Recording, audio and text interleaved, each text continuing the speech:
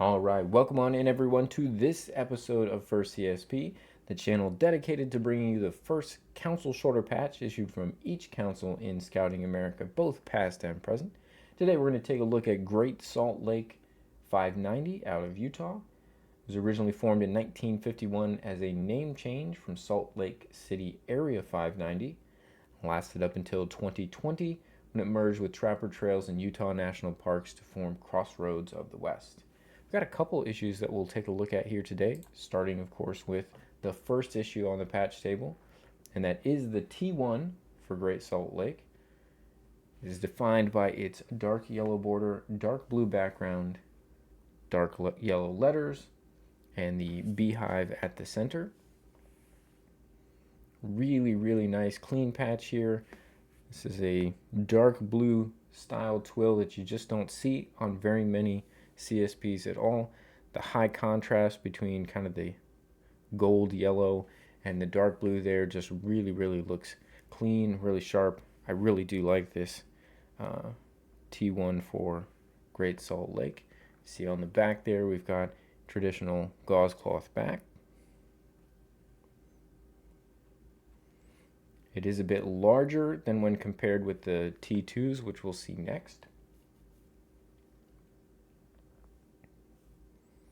If we were to measure this from top to bottom, this is 56 millimeters, and we're going to see that the T2s are 53. So there is definitely a distinction in the sizing, just a little. Taking a look at the T2, same imagery, same beehive. We get a slightly smaller CSP here for the T2s. They do now list this as having a range of colors for the background and letters. So various shades of blue and yellow. So listed as yellow border, blue background, yellow letters, and beehive, specifically being 53 millimeters tall.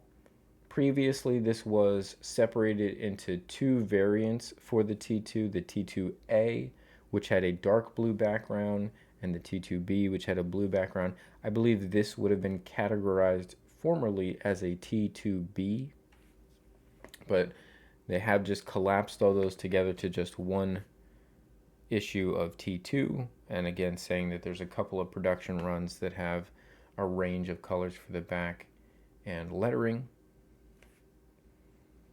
But I do believe this formerly would have been a T2B.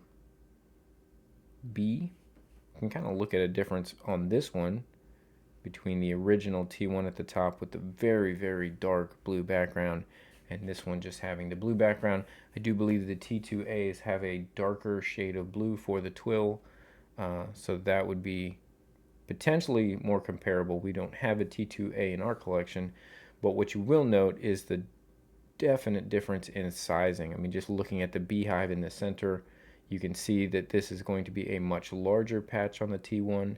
Again, we said this is 56 millimeters from top to bottom, and all of the T2s, whether it was formerly an A or B, you're going to find are 53 millimeters.